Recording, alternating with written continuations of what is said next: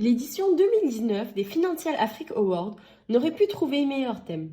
La journée de la finance africaine, qui s'est tenue le 19 décembre en présence des principaux acteurs de la finance continentale, avait pour fil conducteur monnaie, distribution, inclusion financière.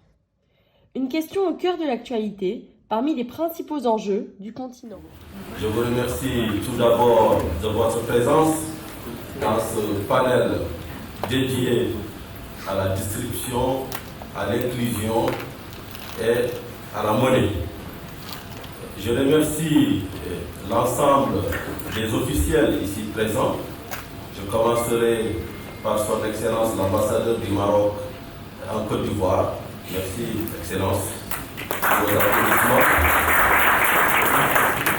Je remercie aussi les PDG, les directeurs généraux, les représentants des pays, les analystes financiers, les journalistes et vous, chers auditoires, venus de divers horizons.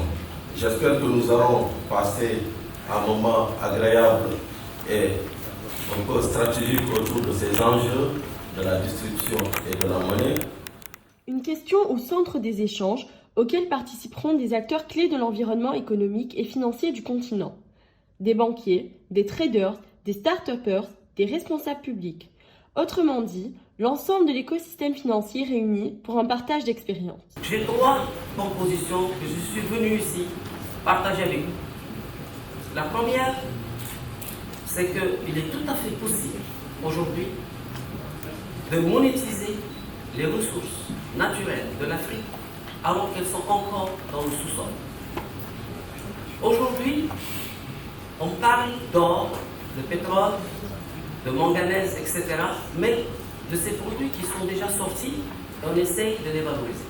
Mais 99% des véritables ressources africaines sont encore dans le sous-sol. Et est-il possible de les monétiser alors qu'on les a pas encore extraits? Je dis oui, grâce au monde de la crypto. L'Afrique, c'est vrai, l'une des richesses que nous avons, c'est également l'humain. Il y a peut-être l'hydrogène, mais je pense que l'humain est vraiment ce sur quoi nous devons surfer. Parce que tous les modèles classiques sont en train de montrer leurs limites.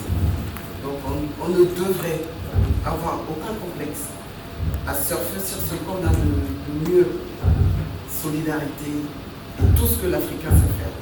Économie collaborative, en même temps, apporter un plus à ce qui va être publicité partagée. Donc on permet à des vendeurs et à des acheteurs de se retrouver en un point et de pouvoir échanger des produits, de la matière première, via cette plateforme-là, en utilisant comme monnaie une crypto que nous avons développée qu'on appelle le WMC.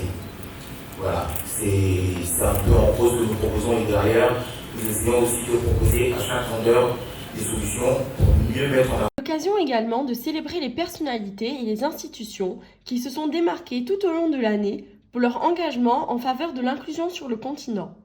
Parmi lesquels, le lauréat de l'année, Félix Edokwasi Amenouvé, directeur général de la BRVM.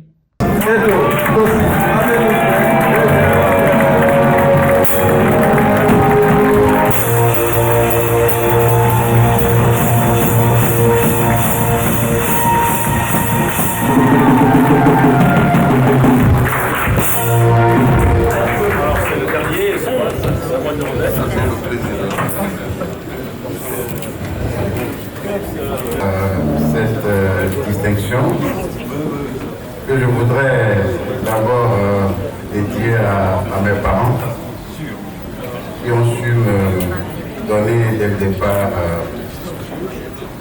je dirais, l'envie du travail et du travail bien fait. Je voudrais également dédier ce prix à ma famille qui me soutient tous les jours. Depuis 1997, en qualité de directeur général de l'AGI Togo, en passant par le Conseil régional de l'épargne publique et des marchés financiers, et aujourd'hui directeur général de la BRVM et du DCBR.